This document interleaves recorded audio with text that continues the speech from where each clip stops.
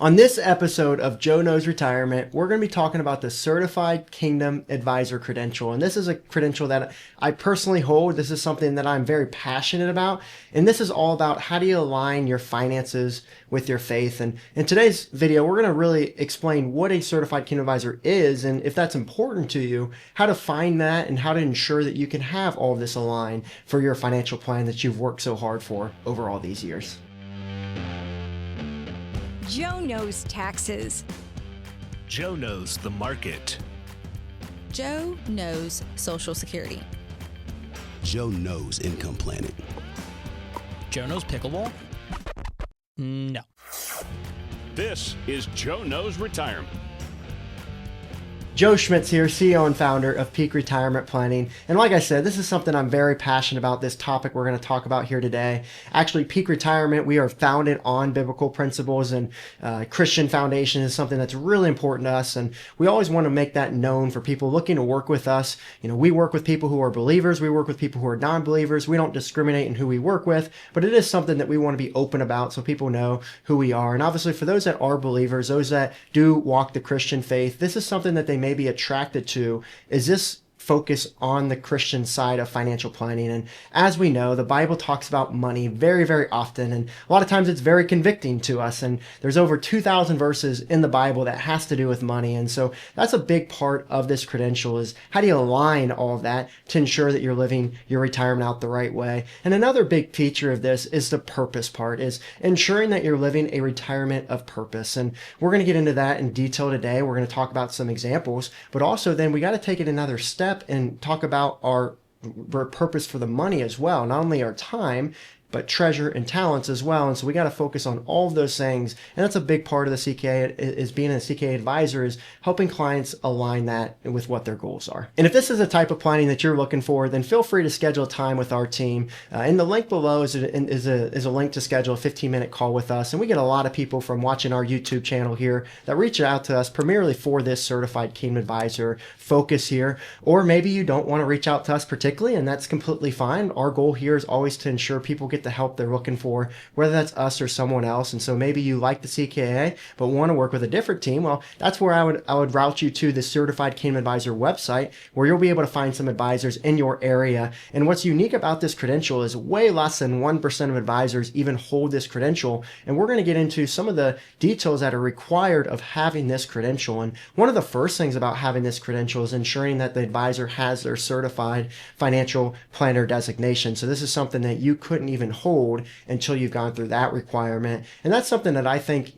definitely speaks of the CK, of how serious it is, because that's going to tell you that they know the technical expertise of this. Analogy I always use all the time is, I would absolutely love to have a Christian president, but I don't want to have a Christian president who is not good at their job. And so this is a way to ensure that they're good at their job, they've had the experience, they have the expertise, they've gone through comprehensive retirement planning, which is a big point when looking for a team as well, not someone that just does investments, but does all parts of retirement. We call it the 5-pillar approach of making sure estate planning, tax planning, investments, income, healthcare, everything is combined into one. And so that's something we always advise people to look for, a CFP anyways. But again, if you're looking to take it to the next step, is where the CKA can come in. So it's a CFP, but also who sees things from a Christian worldview. And so there's a lot of requirements that are required on that side of it. And one of them is you have to get pastoral and client references that basically say you practice what you preach. And you also have to testify as a believer. So you have to submit a testimony of what your faith story is and why you want to practice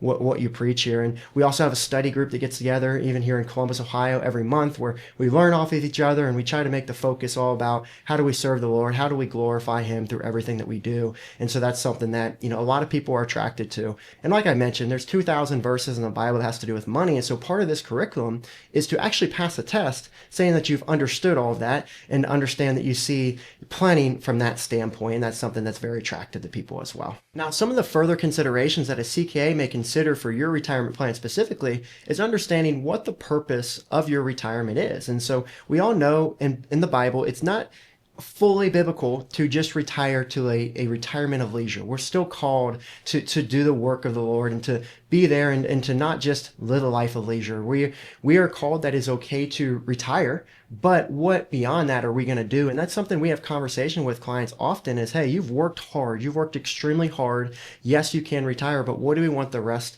of our life to look like? Do we want it to look like we are volunteering? Maybe we are working a part-time job, or we're mentoring people who are younger. And I think that's something that's important that will also give you fulfillment as well, to ensure that you're really, really living that retirement of purpose. And so that's something we always talk about with people, is making sure you're using your talents into retirement. You've got all this wisdom, make sure you utilize it as you reach retirement as well. You may not have to work to financially fill a need anymore, especially a lot of the people who watch our content here who are the 2% club, the Midwestern millionaires we talk about all the time, who have a pension, have 1 to 10 million saved. That may not be something that they need extra money. Now they have the complete financial freedom to truly live out their impact that they want in their second part of their lives there. And so that part really covers the time and talents concept that we're talking about here. But the other thing that we really have to consider is the treasure side of it. And so when it comes to the treasure side of it, it's all about, what are you going to do with this nest egg that you've worked so hard for? And again, like I mentioned, for a lot of our clients, they don't need all of their wealth as they go into retirement. They're not necessarily worried about running out of money. And this is something we really love to serve clients with, because we can help ensure that their money is going to be aligned with their values. And so we think of this in 3 things that you can do with your money. And one is simply, you can spend it. The next is you could give it, and we consider that to a charity or an organization. Or the third one is gifting it to loved ones or family members, and anything beyond that. And so when we work with clients who really are intrigued by the CKA credential and want to live out the retirement that way, typically we're encouraging them, and we're seeing a mixture of all 3 of those. They want to enjoy their retirement. They want to travel and see the world. Again, they've worked hard. They want to make sure that they enjoy it. But also, in addition to that, they know even if they do that, they're never going to overspend so much money that there's nothing left. And so either they're going to leave it behind to their kids or a charity when they pass away. But something we try to consider for them is, what about doing something with it now? So where it's, if you do your giving while you're living, where it's going. And so that could be a consideration for this crowd to think about, is maybe we look to gift to our kids now, and maybe that could benefit them now more than leaving it behind when you pass, which they may be in their 50s or 60s, where they may not need that as much as right now, where they could use it for a down payment or use it to max out retirement accounts. Or maybe you enjoy giving to your grandkids, where now they could start a business when they're younger, or buy a car, or start saving for college, or whatever that may be to fulfill their needs. Or maybe you have a friend that's in need that you want to be generous to, is something else that could be considered as well. And then on the giving side, obviously this is a chance that you could maybe look to give more while you're living, maybe to your church or an organization that you really want to make a lasting impact to. And some of our clients really enjoy to give locally, so that they are truly seeing the impact. And as we know, with local charities, a small amount can go so far. And so that's something that may give you that more fulfillment, but also may be able to allow you to live out that treasure piece of this equation, and ultimately glorify God in everything that is His. And that's something that we really encourage clients of, is Psalms 24:1. God owns everything. And so our job is to be the best stewards of that wealth. And so when we work with clients, that's our mentality. This isn't our money, right? We're just managing it for our clients. It's not necessarily the client's money. It's the Lord's money, and He's entrusted it to us to be the best steward of it. And so we always have to have perspective and really go back to where we're rooted of what the main cause of this is. And now when it comes to deciding of spending, gifting, and giving, we have to decide how to do that, right? And so a lot of people may skirt through retirement unsure of how much to give, gift, and spend. And so what we do with our clients is really help them put together a plan to know, here's the amount of money we could spend, and you'll still be left with $2 million at the end of time to allow you to still leave a legacy behind when you pass. But also you can do all these things now up to $50,000 a year from your investments, or maybe it's more, maybe it's less, depending on what that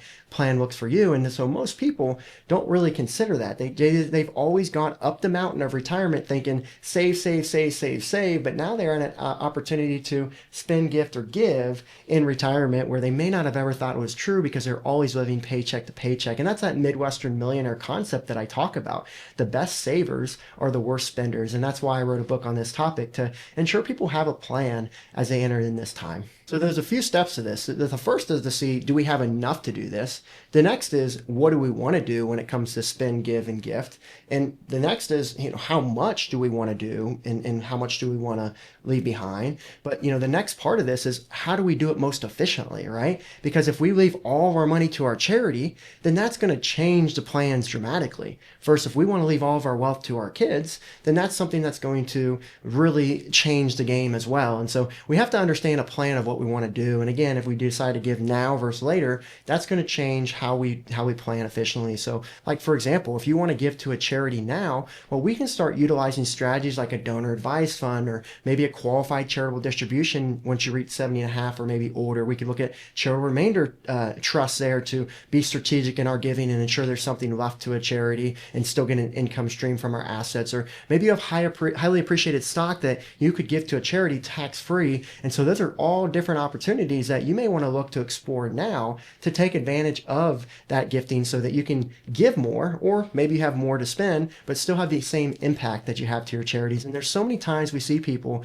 that if you're giving $5,000 or more a year, there's a lot of tax strategy that you can do in a charitable way that may save you a lot of money. And so we'd always encourage people to seek out help if that's them. And we see a lot of times people are leaving money on the table from not utilizing the right charitable strategies. And that goes with tax planning in itself too. We know for this crowd that has been diligent savers, taxes is typically going to be the biggest expense in their retirement. And doing these strategies, you can be very tax efficient in doing so that you can give more, gift more, or spend more throughout your retirement. And the other part of gifting this money to loved ones that we personally are very passionate about is serving for generation to come. And that's something that's extremely biblical, right? Is leaving an inheritance for your children's children. And that's something that is very important to us. And obviously being a younger firm, that was one of the things that really excited me about the opportunity that we had, and especially I had when I first started in the industry. I had a mentor who went 40 years in the industry, and so she got to serve 4 generations of family. I mean, you talk about building relationships, you talk about lifetime impact. I mean, each decision each generation made had an impact on the next to ensure that they could be the best stewards of the wealth at that point. And I think a lot of times, people think we just have to accumulate a bunch of wealth for generational transfer. It's actually much more than that, and that's where a CKA advisor can really step in, is to ensure that they're having the right conversations. And that's why we always encourage our clients that we will work with their children, because we want to make sure that they are educated in the right way and have the right plan set. Because if they pass, or if they're going to start giving wealth to them, they need to understand how to utilize that appropriately so they're best prepared for this wealth. And so, that's something that we're really encouraged of, and we feel a huge responsibility to do. And so most inheritances are spent right away, as you've probably heard, but this is a way it can get done strategically. And so we always recommend as well, when you're working with an advisor, make sure it's a team approach that's going to be there for many years to come. We know this is a big problem right now, with the average age of an advisor being 56 and 100,000 advisors expected to retire in the next 10 years, which is about 1/3 of our advisor population. And so because of that, it's going to be a big concern of, are those advisors going to have a transition plan to be able to not only serve you continually, but be there for the transfer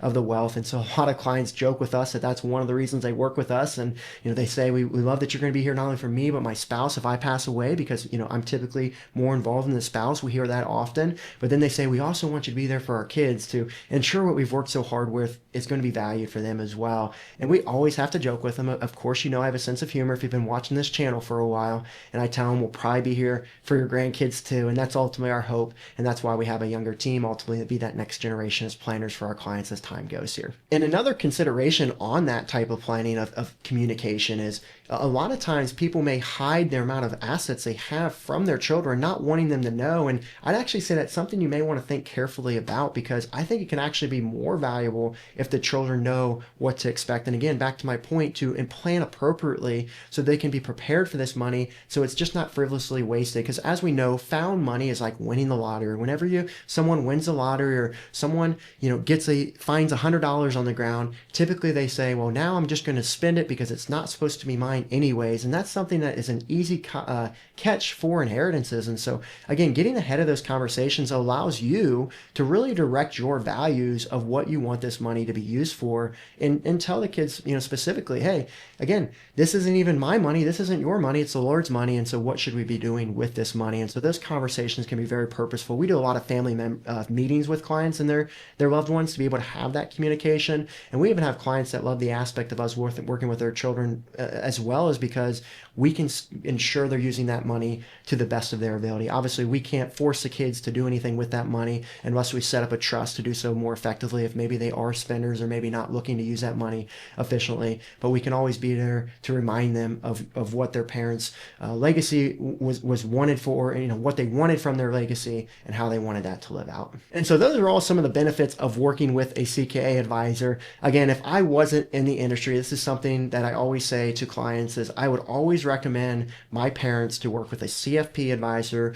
who is also a CKA. You're going to get some really solid people that have both of those credentials, and you're going to get a lot of the things that we talked about in today's video. And again, if you're looking for this type of planning, feel free to reach out to our team here at Peak Retirement. This is the type of planning that we do. This is something that's very important to us. Again, we hold those Christian foundations, those biblical principles in everything that we do here, and we just really like to work with people who are like-minded to us and ensure that they can have that peace of mind and comfort as they go. This is very important to us from a standpoint of, we pray in meetings, and this is something that we want to live out, and we don't want to just talk the talk, but we want to walk the walk. And so for those looking for that, that's what our hope is that we can deliver that for them. And so if they just click on the link in the description below, we'd be glad to explore further and see if we could have a fruitful relationship moving forward here. And with that being said, that's all I've got on today's episode of Joe Knows Retirement, and we'll see you on the next one.